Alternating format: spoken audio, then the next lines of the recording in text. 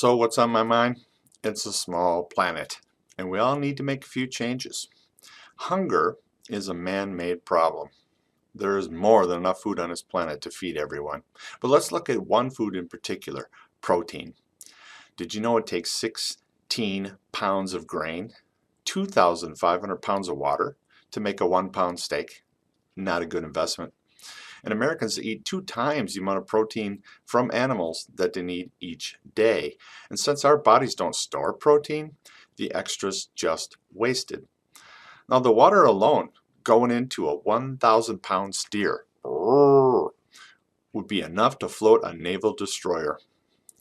Well, we know vegetables don't use that kind of resource.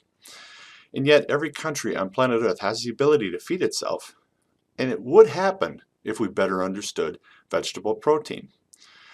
Sometimes we think, well, can't we just export all this different food all over the world, like from the US? Well, not really, because most of it goes to the livestock to make that animal protein we're talking about.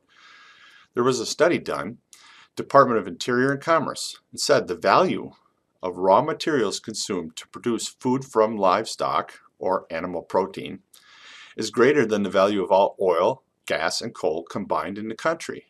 It means that 1/3 of our energy expenditure is used just on livestock. And livestock consume 10 times the grain Americans eat directly. It's a bad investment. We could all change by eating more vegetables. That's a lot of grain for this livestock, wouldn't you think? It takes 2 bushels of topsoil just to produce 1 bushel of corn. And it will take Mother Earth 100 to 500 years to replace that topsoil. You ever hear of pigeon peas? Google it. I think we could save the world with pigeon peas. Livestock also consume 27 million pounds of antibiotics in this country every year. That's a 500% increase in the last 20 years alone. And that ends up in your hamburger. What about that hamburger? Let's break this down into calories. Just 2 bites of a regular hamburger. The calorie cost, the risk, is equal to 1 cup of popcorn, a slice of whole wheat bread, a small potato, and a cup of strawberries. It's not really good investment for 2 bites of burger. And with all that comes a lot of high saturated fat, a lot of times sodium, sometimes sugar. But the worst part, low fiber. Veggies have fiber, animal proteins do not.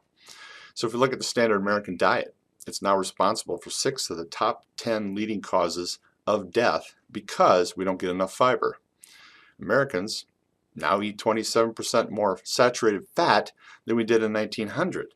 And 70% of our daily American food contains little or no fiber. Wow, plants and plant protein help fix all that. That's what's on my mind.